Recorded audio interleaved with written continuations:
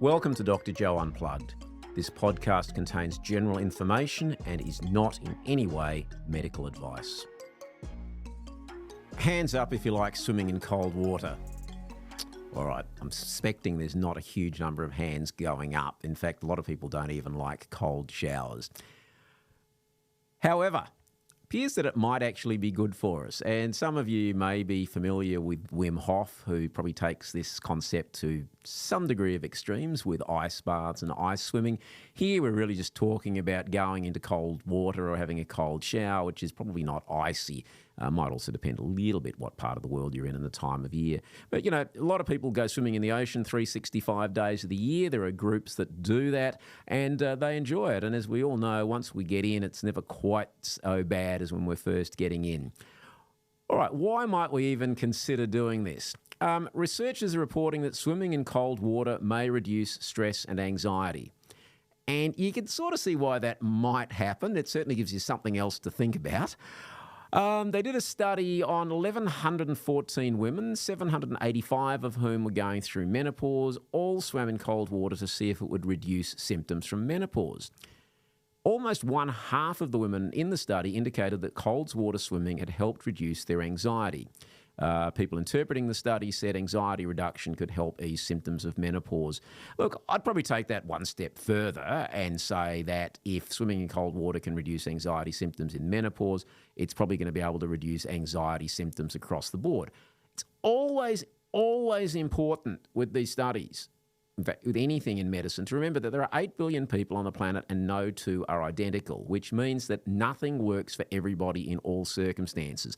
So that a particular intervention may reduce symptoms in some people or be beneficial in some people does not say that it is the answer for everybody or that it will work on everybody.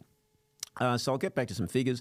As I said, 47% recorded improvement in anxiety symptoms, 34% of women reported improvement in mood swings, 31% found it helped improve mood, and 30% found it reduced hot flashes. Now, these are a reasonably good number. Now, again, with hot flashes, or flushes as they're called in different countries, you could imagine just from fairly empirically that getting into something cold is probably going to have some degree of effect. Why the cold water would have this effect has not been determined. There's no cause and effect, and I suspect it would be difficult to work that out. Interestingly, what has been shown is that getting into a cold shower, you don't have to sort of go down to the beach or the pool or the river to jump in cold water. You can just jump in a cold shower in the morning. What has been shown is that can, number one, in the morning sort of wake you up, and again, pretty much there's an obvious reason for that. But the other one that it seems to do, and again, this is not absolutely proved beyond all reasonable doubt, but there has been some work that shows that it can stimulate the immune system and that people who do this on a regular basis may be less susceptible to colds and viruses. Always important to say that there are no force fields in this world. So if you have a cold shower every day, does that mean you can never get a cold? No, it does not. Does the data suggest that it may be part of a way of supporting your immune system? Then yes, it might be. And as we said before, nothing is for everybody. So for those who want to go down this path, then it is about experimenting and seeing if you can do it for probably a few months. I would have thought 3 months minimum before you can really gauge.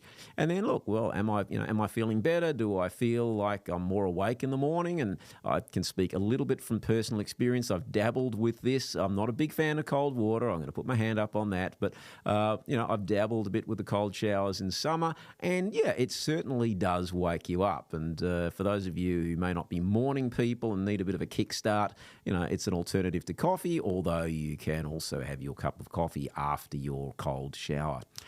But in terms of anxiety symptoms, that was interesting. And what could be fascinating is that in getting into cold water, you are in some respects confronting your fears. Most of us have a trepidation about discomfort, and cold can be uncomfortable. So if we are able to do this, if we walk in or under the shower or walk into the water, we are confronting, in some respects, some degree of fear, and we're overcoming it. If we can do that, then immediately we're telling ourselves that we can overcome. And then the next thing becomes, what else can we overcome? And one of the drivers of anxiety is fear about what may be upcoming. So it's generally more a worry about the future than the past. Typically, people are anxious about what may be coming up in front of them rather than what's behind them. So the ability to demonstrate to yourself that you can overcome what may be perceived as a hurdle is very, very positive reinforcement for the body. Again, this is my theory. It may be not the case, but I suspect it is part of it. And yes, there is no actual causative mechanism. What's the take-home out of this? Should you all jump in a cold shower? Look, it's not for me to say you should or you shouldn't. What I think it is fair to say is that this research builds on some other work that says there may be some health benefits from swimming in cold water. And again, you don't have to specifically cool it down, just, beach water or pool water, particularly in winter is going to be cold. There are going to be some people who it's not suitable for, and certainly people with heart conditions or other medical issues would want to check with their doctors before going down this path. But for people who are otherwise reasonably fit, well and healthy and want to experiment, then you can do that, and there are two possibilities. You either feel better for it or you don't feel better for it. If you feel better for it, persevere. If you don't, give it away. Thanks for listening to Dr. Joe Unplugged. If you enjoyed this podcast, please subscribe, like and share. You can also follow it on all the socials. There'll be new content uploaded each week.